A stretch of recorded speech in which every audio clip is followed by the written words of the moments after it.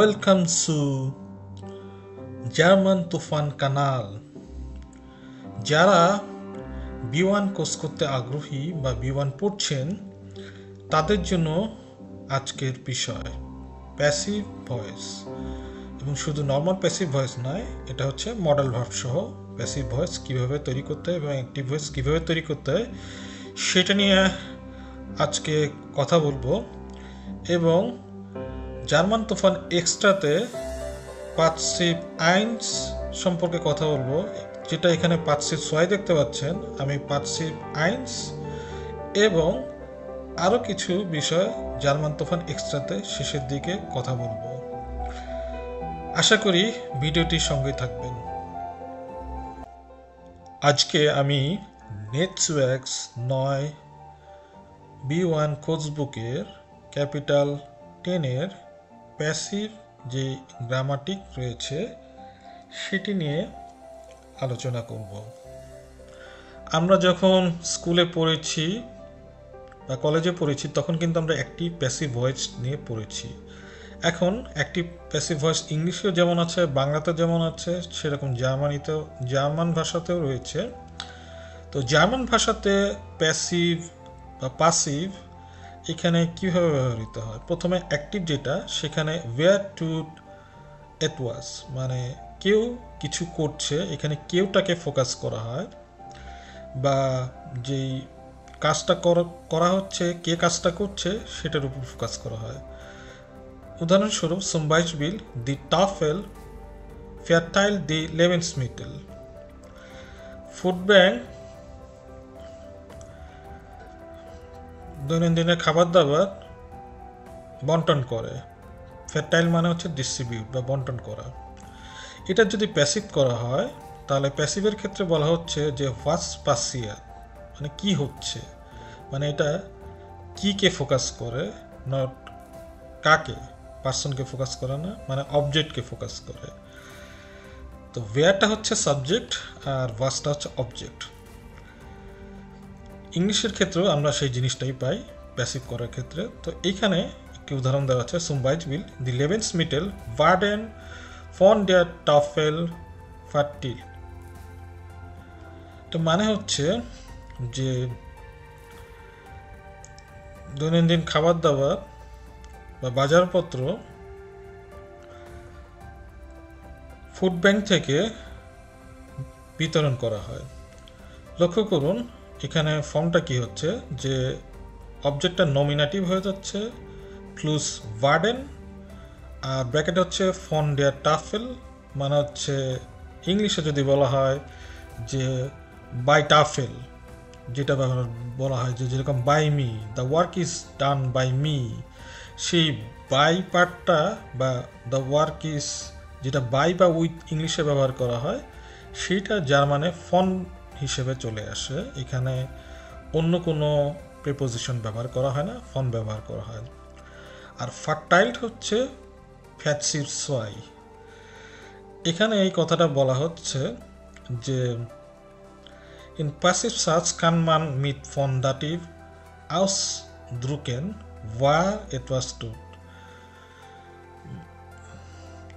তো ausdrücken কথাটা একটা খুব ফানি একটা জার্মান শব্দ, যেটা দ্রুকেন, যদি আপনারা জানেন, দ্রুকেন মানে হচ্ছে প্রেস, আর আউস হচ্ছে আউট, মানে আউট প্রেস বা এক্সপ্রেস। তাহলে ausdrücken মানে হচ্ছে এক্সপ্রেস করা। ঠিক সেই রকম এর একটি অপোজিট ভার্ব রয়েছে, সেটা হচ্ছে eindrücken বা ইমপ্রেস। তো জার্মানিতে যদি আপনারা আসেন তখন বিভিন্ন দরজায় আপনারা লেখা দেখবেন যে দ্রুকেন মানে প্রেস করুন। সেইটা থেকেই এই ভাবটা কিন্তু আপনারা দুটি ভাব শিখে গেলেন, ausdrücken বা eindrücken মানেটা কি। তো এখন আমরা পরবর্তী অংশে যাচ্ছি, বিল্ডিংয়ের des Passivs। এখানে des Passivs কথাটা কি? বিল্ডিংয়ের মানে হচ্ছে ফরমেশন। আউস বিল্ডিং থেকে আমরা ধরতে পারি বিল্ডিং মানে এটা ছবি না, বিল্ডিং মানে ফরমেশন বা এডুকেশন, ট্রেনিং, এই টাইপের জিনিস। কিন্তু এখানে বিল্ডিংটা ব্যবহৃত হচ্ছে ফরমেশন des Passivs। des Passivsটা হচ্ছে গেনেটিভ ফর্ম, সেখান থেকে কিন্তু des এবং পাসিভের উপর একটা এস যুক্ত হয়েছে, পরবর্তীতে কোনো একটা ভিডিওতে আমি গেনেটিভ সম্পর্কে আলোচনা করব। এখন দেখুন যে প্রেজেন্ট প্রেটারিটুম মানে পাস্ট এবং পারফেক্টে কিভাবে পাসিভ ভয়েস তৈরি করা হয়। প্রেজেন্টসের ক্ষেত্রে ওয়ার্ডেন পাসিভ সোয়াই ব্যবহার করা হয়। দি ফায়ার ওয়ার্ড অ্যালার্মিয়ার্ড মানে ফায়ার ডিপার্টমেন্টকে অ্যালার্ম করা হচ্ছে। ইংলিশে বললে হবে the fire department is alarmed. ঠিক সেরকম প্যাটারোটমের ক্ষেত্রে ইংলিশটা হতো দি ফায়ার ডিপার্টমেন্ট ওয়াজ অ্যালার্ম। সেটা চেঞ্জ হয়ে ওয়ার্ডেনের যেটা প্যাটারিটম ফর্ম উড দিয়ে ব্যবহৃত হবে এবং পাসিভ সোয়াই ব্যবহৃত হবে। আর পারফেক্টের ক্ষেত্রে জাইন প্লাস প্যাসিভ সোয়াই প্লাস ওয়ার্ডেন। সে অনুযায়ী হচ্ছে দি ফায়ার ওয়াই ইজ অ্যালার্মিয়াট ওয়ার্ডেন। তো এইগুলার আমরা কিছু এক্সাম্পল পরবর্তীতে যেই আরবাইজ বুক রয়েছে নেটওয়ার্কসের সে আরবাইজ বুক থেকে প্র্যাকটিস করব। এখানে যে এক্সট্রা রয়েছে যেটা B1-এর জন্য এসেনশিয়াল সেটা হচ্ছে পাসিভ মিড মডেল ভার্ব। যেমন উদাহরণস্বরূপ হচ্ছে যে দাস গেল খান ইন্ডিয়া ব্যাংক আবগেহল ওয়ার্ডেন। মডেল ভার্ব কি? মডেল ভার্ব হচ্ছে খোনেন, মুসেন, জলেন, ডুরফেন।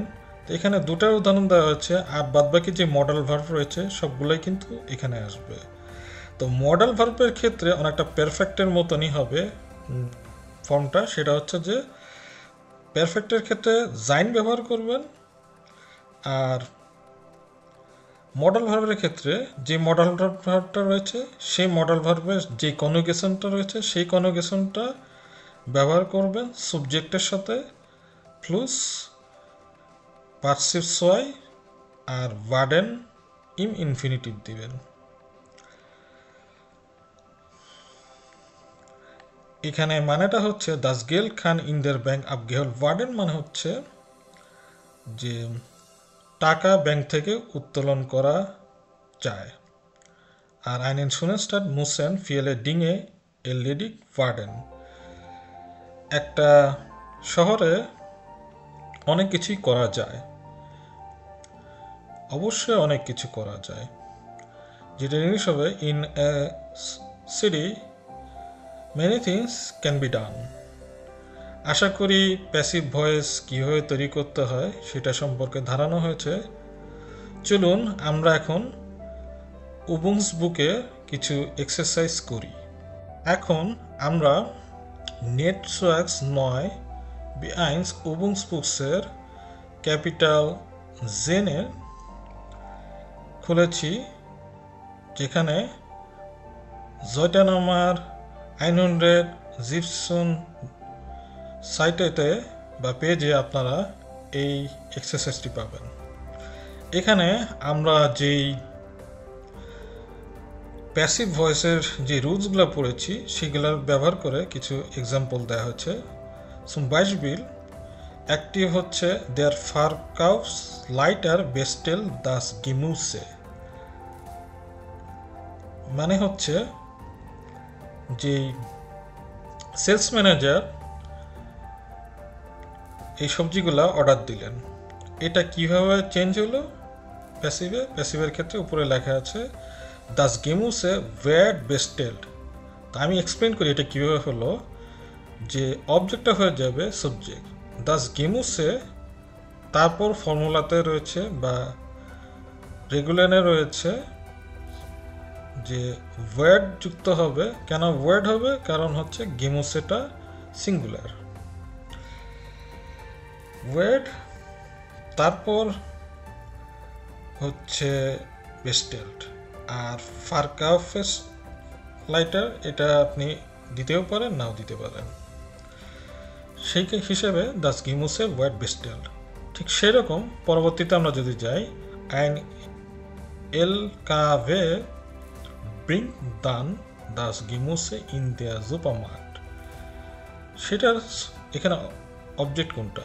অবজেক্টটা হচ্ছে দাস গিমুসে, নট ইন নিক্স ইন দেন সুপারমার্কেট। সুপারমার্কেট হচ্ছে লোকাল, মেইন হব অবজেক্ট হচ্ছে এখানে দাস গিমুসে।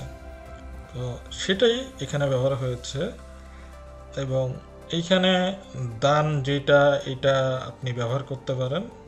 তো দান ওয়ার্ড অথবা দাস গিমুসে দান ওয়ার্ড যেভাবে দেন, দান ওয়ার্ড দাস গিমুসে ইন দ্য সুপারমার্কেট, এবং শেষে হচ্ছে গিব্রাক্ট।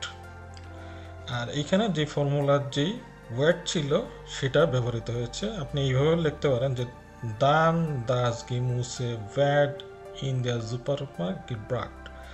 ভাবটা সবার শেষে রাখবেন, আর মাঝখানে যেই ভার্বের আগে যে কথাগুলো ছিল সেগুলা ব্যবহার করে দিবেন, মানে অবজেক্টের পর যে এক্সট্রা কথাগুলো থাকবে সেগুলো ব্যবহার করবেন।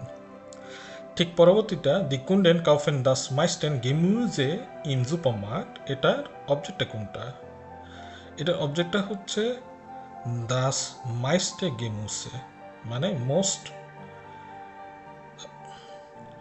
সবচেয়ে বেশি বা মোস্টলি মানে অধিকাংশ যেই সবজি রয়েছে সেগুলা কাস্টমাররা, ক্রেতারা সুপারমার্কেট থেকে কিনে। সেটা কীভাবে করা হচ্ছে, ইন সুপারমার্কেট ওয়ার্ড হচ্ছে ফর্মুলা, তারপর দাস মাইস্টেন গেমুসে কিকআউট। গেমুসেটা হচ্ছে যে অবজেক্টটা, সেইটা ব্যবহৃত হয়েছে। আর এইখানে যে কুন্ডেন যে সাবজেক্টটা সেটা নাই, এটা ব্যবহার করার প্রয়োজন নেই। ঠিক পরবর্তী বাক্যে আমরা যাই। এটা একটু ট্রিকি, বাট আমি ঠিকটি বুঝিয়ে দিচ্ছি। Der Supermarkt spendet der Tafel Lebensmittel, die niemand gekauft hat। মানে হচ্ছে সুপারমার্কেটে, মানে এটা উল্টা করে দেওয়া আছে, আসলে হবে হচ্ছে der Tafel। এখানে অবজেক্টটা হচ্ছে লেভেনসমিটেল। দুটো অবজেক্ট এখানে আছে, একটা ডিয়ার আছে আর একটা হচ্ছে লেভেনসমিটেল আছে। তো মেইন অবজেক্টটা হচ্ছে এইখানে লেভেনসমিটেল, আর ডিয়ারটা হচ্ছে ডাটিভ। তো আমাদের অ্যাকুজেটিভ যেই অবজেক্টটা রয়েছে সেটা নিতে হবে।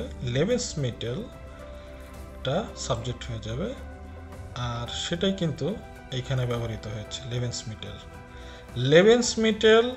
আর এইটাকে একটা ধরবেন যে এক্সট্রা জিনিস, যেরকম ইম সুপারমার্কেট। তো এটা হচ্ছে এটাকে এক্সপ্লেন করেছে ফুড ব্যাংকগুলা থেকে যে তরকারি রয়েছে সেগুলা ডিস্ট্রিবিউট করা হয়, বন্টন করা হয়, যেগুলা কেউ কিনে না। দি নিমান গেকআউট, ডিটা হচ্ছে রিলেটিভ সার্চ হিসেবে এটা ব্যবহৃত হচ্ছে, এবং ডিটা হচ্ছে এই লেভেনসমিটেল যে প্লুরাল নাউন সেটাকে ইন্ডিকেট করছে। তো এই টোটালটাই কিন্তু লেভেনসমিটেল দি গেকআউট হাট, এটাই কিন্তু অবজেক্ট, সেই কিন্তু এখানে ব্যবহৃত হয়েছে লেভেনসমিটেল দি নিমান গেকআউট হাট। তারপর ফর্মুলা অনুযায়ী যেহেতু লেভেনসমিটেল হচ্ছে প্লুরাল, সেই কারণে ওয়ার্ড না হয় ভার্ডেন হয়েছে। তারপর হচ্ছে দেয়ার টাফেল গেসপেন্ড। কেন দেয়ার টাফেল হলো?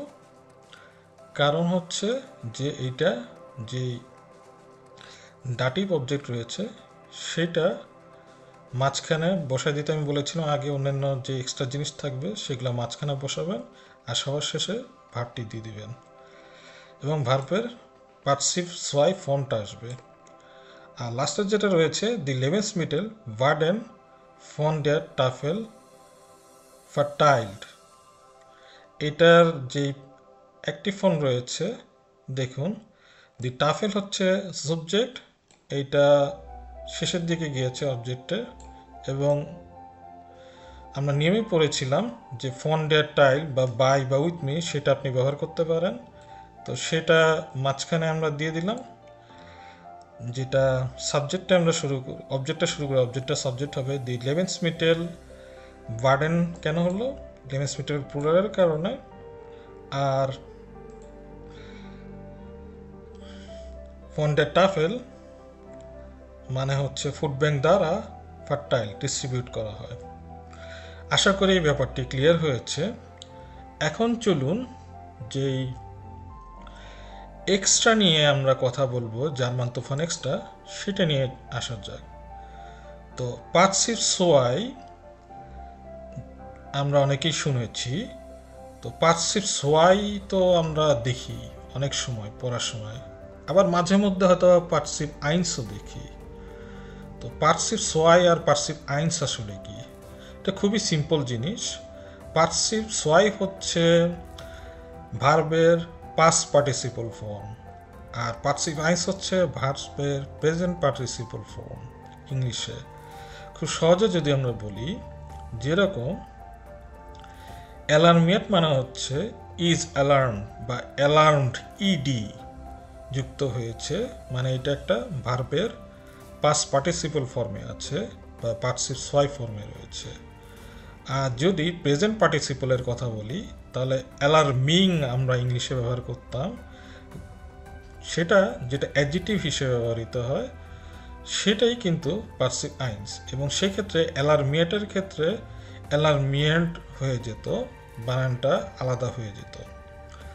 তো পরবর্তীতে আমি অন্যই ভিডিওতে পার্সিভ আইন্স এবং পার্সিভ সোয়াই সম্পর্কে বিস্তারিত আলোচনা করব।